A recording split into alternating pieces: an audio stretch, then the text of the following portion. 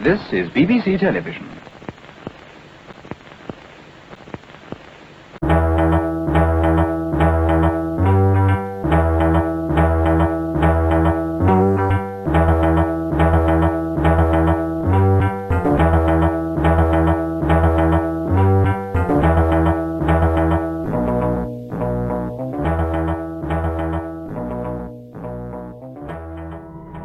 Centuries before the Daleks thought of universal conquest, their capital city on Skaro was a storehouse of wonderful inventions, and 1,001 brilliant new aids to progress were made there.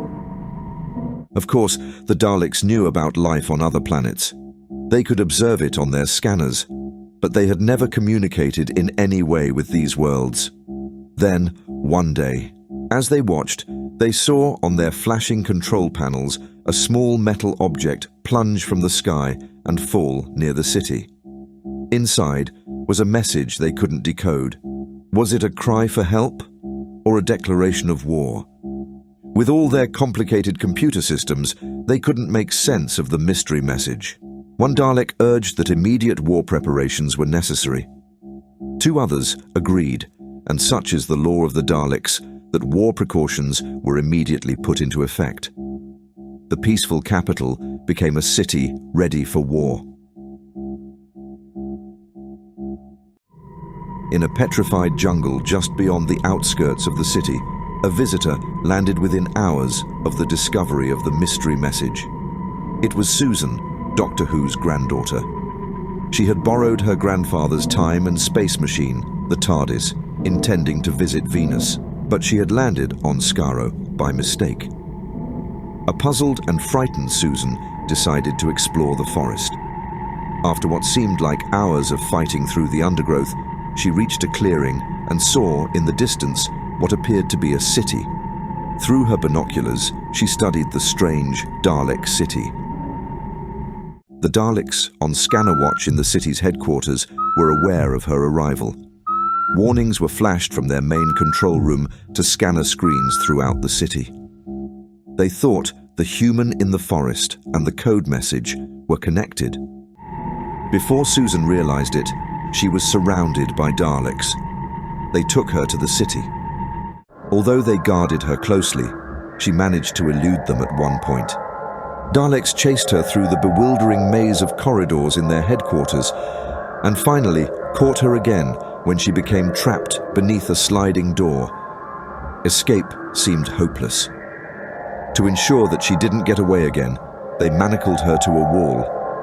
They decided not to give her any food until she agreed to decode the mystery message for them.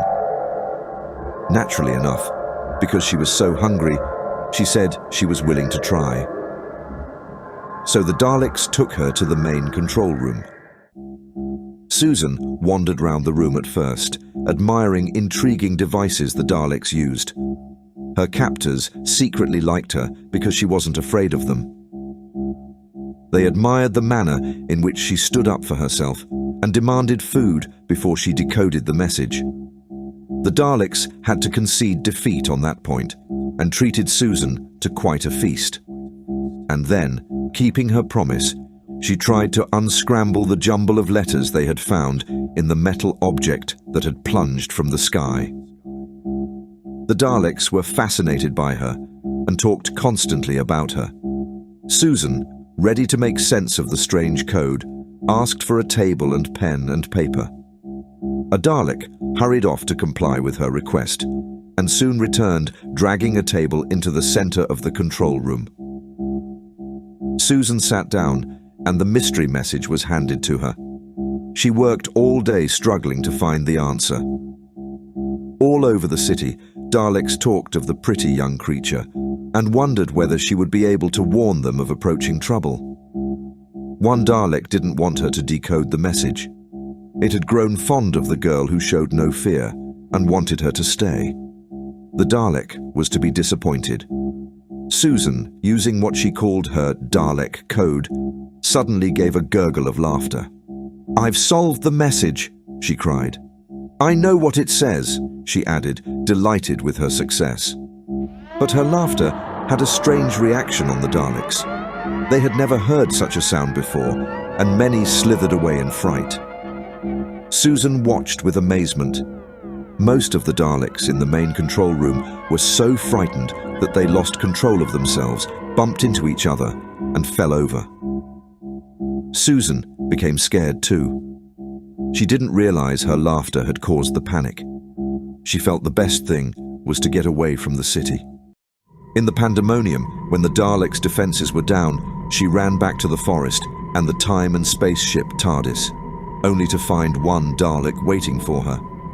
"Don't go away," begged the Dalek. "Stay with us."